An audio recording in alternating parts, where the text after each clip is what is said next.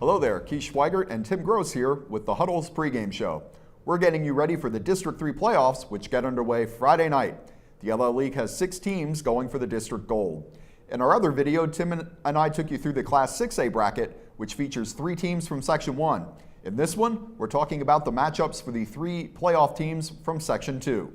So Tim, let's start with the Class 5A bracket, where Section co-champs Manheim Central and Cocolico are competing. The Barons earned the number 2 seed and will host 7-seeded Cedar, while the Eagles got the number 6 seed and will visit number 3 Northeastern. At first glance, it looks like Central got a pretty tough draw here. What can you tell us about how they match up with the Colts? Yeah, Cedar Cliff's 9-1. They lost to Bishop McDevitt a while ago in a 1-possession game, but other than that, they've won all their games. So Manheim Central, at times, it has looked like the team that everyone said, they look primed for a long run in the playoffs. They could get to the district title game.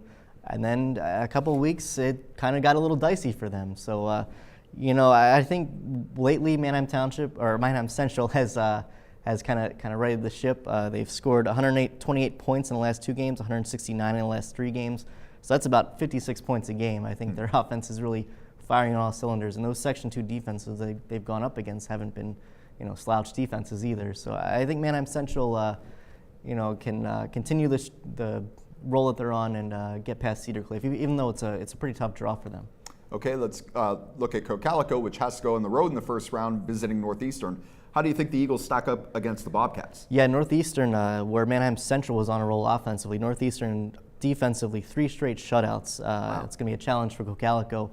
But I think this is a position Cocolico likes to be in. I think they kind of embrace that underdog role a little bit, and they like to go out and play real physical football and try to prove themselves against teams that are favored. And I think if they can get the running game going and author some long drives and put together a time of possession advantage that's really favorable, I think that gives them a chance to win on the road. I think they did it a couple years ago against West York. They went on the road and beat them in the district playoffs. So I think the same formula could improve their chances of winning this one. Which is pretty much Cocolico's game plan every week, so we'll see how that works out. Let's move on to the 4A field, where LS takes on York Suburban in the first round.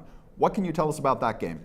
Yeah, Lampeter-Strasburg has been one of the more inconsistent teams in the LL League. I mean, it's kind of week to week. You're wondering, how many points their defense is going to give up. Sometimes they look pretty formidable, sometimes not so much. And they've been in these shootout situations week to week, and I think that's it's a troubling sign if you're a Lampeter-Strasburg fan, but it's also, like I said in the picks video, they're kind of conditioned to play that kind of game. Sure. And if it ends up going into that kind of scenario, I think they'll be a little more comfortable than most teams would if they hadn't seen that all year. So I think, LS has given up 30 points or more in 5 straight games. York Suburban, they've scored 30 or more points 5 times. They're 5-0. LS might want to think twice about giving up that many points, but if it happens, I think they'll be in a position where it might not be as much of an advantage as you think. All right, thanks, Tim. Remember to check out our other video on the Class 6A playoff matchups and to visit Lancaster Online for more information on this week's games. You can follow along with our live updates Friday night as well, and of course, you can also check us out on social media. I'm pretty sure it's safe to go back there now that the election is over. For Tim Gross, I'm Keith Schweigert. Thank you for watching.